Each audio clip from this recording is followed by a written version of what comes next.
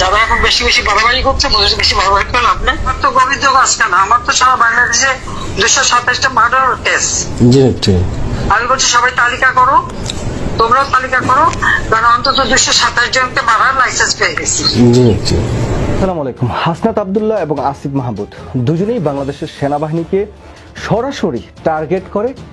একজনে একটি টিভির সাথে সাক্ষাৎকারে কথা বলেছেন, আরেকজনে তার ফেসবুকে স্ট্যাটাস দিয়ে যেই বোমাটি ফাটিয়েছেন সেই বোমাটি নিয়ে এখন অবধি বাংলাদেশের নানা পর্যায়ে আলোচনা, সমালোচনা, পর্যালোচনা, বিশ্লেষণ সবকিছুই কিন্তু চলছে। এখন অনেকেই প্রশ্ন করছেন এবং অনেকেই অনেক তথ্য সামনে আনার চেষ্টা করেছেন। তারা বলার চেষ্টা করেছেন যে এই হাসনাত আব্দুল্লাহ এবং আসিফ মাহমুদ দুজনে সেনাবাহিনীকে টার্গেট করে কথা বলার মধ্য দিয়ে বাংলাদেশে একটি অস্থিতিশীল পরিবেশ সৃষ্টি করে তারা রাজনৈতিক ফায়দা হাসিল করার চেষ্টা করছে। নেতৃত্বের বদল ঘটিয়ে নতুন আওয়ামী লীগ নিয়ে আলোচনা কারা করছে ও কেন করছে এই বিষয়টি নিয়ে আওয়ামী লীগের মুখোশ মুখে এঁটে অনেকে এমন একটা ভাব করছেন যেন তারা আওয়ামী লীগের কত বড় শুভার্থী। আর এই শুভ চিন্তা থেকে তারা বলছেন আওয়ামী লীগ ভালো হবে নির্বাচনে, আওয়ামী লীগের ভবিষ্যৎ উজ্জ্বল যদি নেতৃত্বের বদল ঘটিয়ে তারা অন্য কাউকে নিয়ে আসেন নেতৃত্বে। আসসালামু আলাইকুম এভরিওয়ান, সবাই কেমন আছেন? আশা করছি সবাই ভালো এবং সুস্থ আছেন। ভিডিওর টাইটেল এবং থাম্বনেল দেখে আপনারা ইতিমধ্যে বুঝতে পেরে গিয়েছেন ভিডিওটি কতটা গুরুত্বপূর্ণ হতে যাচ্ছে। তো সম্পূর্ণ পুরো বিষয়টি দেখার জন্য ভিডিওটি এক মুহূর্ত না টেনে সম্পূর্ণ দেখে আসুন। তবে চলুন শুরু করি। ডিসেম্বর পর্যন্ত তোমাদের ওই টিকিটা দেওয়া হবে না ইনশাআল্লাহ। আর এই যেগুলো লাফালাফি করছে একটা আস্ত থাকবে না। জি আচ্ছা, আলহামদুলিল্লাহ আপনার কথায় আমি ভরসা রাখছি, নিচ্ছি আমরা আচ্ছা তাই নাই। জি নিচ্ছি, তবে আপনি একটু মাথা ঠান্ডা রেখে আপনি আপনার কৌশলে এগিয়ে নিচ্ছি। তবে সবাইকে সৎকার বলার দরকার নেই। আমি সবাই বলছিলাম যে তোমরা খালি সতর্ক করে কিছু বলো না। জি নিচ্ছি, ওরা ফেল করবে। আর যদি আমরা কিছু করি তাহলে বলে যে আমাদের জন্য পারে না, সেরকম বলতে পারি, আমরা বলার মুখ নাই। জি নিচ্ছি, জি জাতীয় আন্তর্জাতিক ভাবেও ওই যে কোটি কোটি চেহারা মানুষের কাছে। জি নিচ্ছি, অলরেডি বাংলার মানুষ সেটা বুঝতে পারছে, কিন্তু ভয় থেকে মুখ খুলতেছে না। নিচ্ছি না, এখন ভয় পাওয়ার কিছু নাই, ওদের ভয় দিতে হবে, সেভাবে প্রস্তুত না। জি ইনশাল্লাহ নিচ্ছি। তবে আমাদের ওই যে গোবিন্দগঞ্জের কালাম ভাই এমপি আর আমি উপজেলা চেয়ারম্যান বর্তমান ছিলাম নিচ্ছি, আমি ইউনিয়নের চেয়ারম্যান ছিলাম পরপর দুবার, আমি ছাত্রলীগের সভাপতি ছিলাম। ওনার বাড়ি গাড়ি সব জ্বালাপুরা দিছে, আমারও বাড়ি গাড়ি সব জ্বালাপুরা দিছে নিচ্ছি। আমাদের অসংখ্য মামলা দিছে, আপনি শুধুমাত্র আমাদের জন্য দোয়া রাখবেন। একটা কথা আমি বলি, তোমাদের মোকাবিলা করেছে কি ওই ওরাই নিচ্ছি, সবাই জামাত বিএনপি সকলে। জামাত হ্যাঁ আছে, জি আছে। তাহলে সবকিছু কি প্রকাশ্যে করতে হয়? জি না নিচ্ছি, জি থাকবে না, জি নিচ্ছি। কিন্তু একটা সংশয় নিচ্ছি, মাননীয় নিচ্ছি, সেটা হচ্ছে গোবিন্দগঞ্জ উপজেলা আওয়ামী লীগের সভাপতি এবং সেক্রেটারি তাদের নামে একটি মামলাও হয়নি, কিংবা তাদের বাড়ি ঘরে ওরা যায় নাই। ওরা কিভাবে এটাকে শোনো, ওরা যেগুলি দেখে পোটেনশিয়াল, যেগুলি দেখে রিপ্রেজেন্টেটিভ, যেগুলি মানে শক্ত, তাদেরকেই জি নিচ্ছি তালিকা করে, এগুলিকে সবাইকে কাউন্ট করে না। জি নিচ্ছি, সেই জন্য বললাম যে যাদের বাড়ি ঘর পড়েছে তাদের হিসাব নেওয়া হচ্ছে কারা পড়াতে আসছিল, আর আমার বাড়ি যদি পড়ে তোদেরও পড়বে। জি নিচ্ছি। তো আলহামদুলিল্লাহ নিচ্ছি, আপনার সাথে কথা বলে বুকটা ভরে গেল নিচ্ছি। আপনি ভালো থাকবেন। আর আপনি জি আমার তো গোবিন্দ আজকে না, আমার তো সারা বাংলাদেশে 227টা মার্ডার কেস। জি নিচ্ছি, আমি বলছি সবাই তালিকা করো, তোমরাও তালিকা করো, কারণ অন্তত 227 জনকে মারার লাইসেন্স পেয়ে গেছি। জি নিচ্ছি, এক মামলা যে শাস্তি, আরে 100 মামলা সেই শাস্তি, তাই না?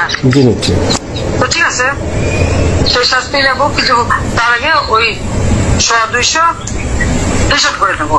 জি নিচ্ছি, মাথায় থাকে ইনশাআল্লাহ। আসতে পারলে।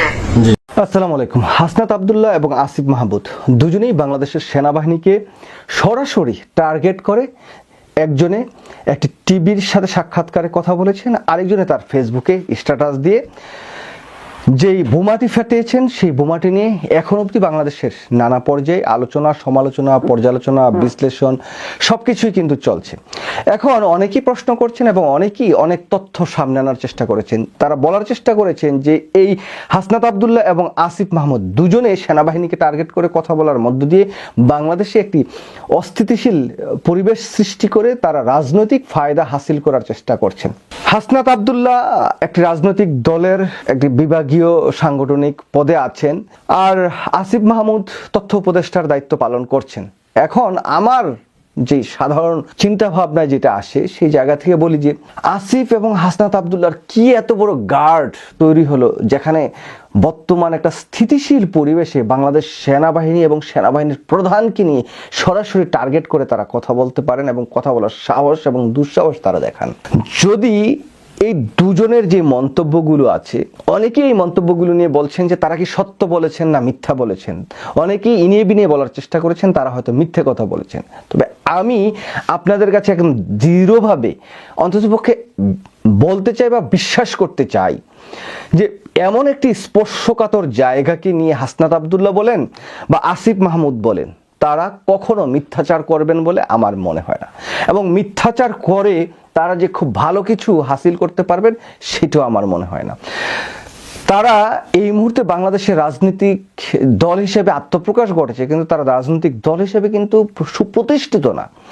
একটা অপ্রতিষ্ঠিত দল যে দলটি এখন স্ট্রাগল করছে, সেই দলের দুজন নেতা, একজন তো সরাসরি নেতা, আরেকজন মৌন সমর্থক, যেহেতু সেদিন রাষ্ট্রীয় ক্ষমতায় আছেন, একজন উপদেষ্টার দায়িত্ব পালন করছেন। তো তিনি বা তারা যেই কথাগুলো বলেছেন এটা যেভাবে পোর্ট্রাইট করার চেষ্টা করা হচ্ছে যে না তারা আসলে মিথ্যা বলছেন, তারা সেনাবাহিনীকে বিতর্কিত করার চেষ্টা করেছেন, এটা আমি কখনো মেনে নিতে পারছি না। সেনাপ্রধান ওয়াকারুজ্জামান জুলাই আগস্ট বিপ্লবের পর তিনি ক্যান্টনমেন্টে কেন সকল রাজনৈতিক দলকে ডেকে নিয়ে গেলেন? তিনি কেন ডেকে নিয়ে গেলেন? তিনি বলতেন যে আপনারা রাজনৈতিক দলরা আলোচনার ভিত্তিতে একটা ডিসিশন করেন, সেই ডিসিশনটা পাবলিকলি জানায় দেন, যদি আমাদের সাহায্য সহযোগিতা লাগে আমি সেটা করব। কিন্তু সেটা না করে তিনি ক্যান্টনমেন্টে সবাইকে ডেকে নিয়ে গিয়ে আলাপ আলোচনা করে পদক্ষেপ গ্রহণ করার চেষ্টা করছেন। এইটা আসলে কিসের জন্য তিনি করেছেন? বাংলাদেশের মানে যে সমস্যাটা, সেই সমস্যাটা উত্তরণের জন্য করেছিলেন? আমার তো মনে হয় না। বরঞ্চ সেই সমস্যাটার মধ্যে তিনি যে সমস্যায় ছিলেন সেই সমস্যা থেকে তিনি উত্তরণের জন্যই সেই কাজটা করেছিলেন। আর অন্যদিকে যে আওয়ামী লীগকে পুনর্বাসন করার কথা যেটা সামনে আসছে, এই আওয়ামী লীগকে পুনর্বাসন করার চেষ্টা ওয়াকারুজ্জামান তো সেই প্রথম দিন থেকেই করে যাচ্ছেন। যদি সেটা করে না যান তাহলে যে 500-600 লোক ক্যান্টনমেন্টে আশ্রয় নিয়েছিলেন তারা সবাই তো কোনো না কোনোভাবে আওয়ামী লীগের সুবিধাভোগী, এবং বিগত 16 বছর শেখ হাসিনার পা চেটে তারা বিভিন্ন দুর্নীতি করে অবৈধ নির্বাচন করে তারা রাষ্ট্র ক্ষমতা আঁকড়ে থাকার জন্য শেখ হাসিনাকে সাহায্য সহযোগিতা করে গিয়েছেন। তো তাদেরকে কেন বিচারের আওতায় আনার জন্য ওয়াকারুজ্জামান যথা উপযুক্ত পদক্ষেপ গ্রহণ করলেন না? শুধুমাত্র হাসনাত আবদুল্লাহর বিপক্ষে সমালোচনা করব, আসিফ মাহমুদের বিপক্ষে সমালোচনা করব, কিন্তু প্রকৃত সত্য বা প্রকৃত তথ্য যেটা আছে সেটা নিয়ে আমরা কোনো কথা বলবো না। শুধুমাত্র বলবো সেনাবাহিনীকে বিতর্কিত করা হচ্ছে। আমরাও চাই না বাংলাদেশের সার্বভৌমত্বের প্রতীক সেনাবাহিনী, বাংলাদেশের জনগণের আশা আকাঙ্ক্ষার প্রতীক এই সেনাবাহিনী কোনোভাবেই বিতর্কিত হোক সেটা আমরা চাই না।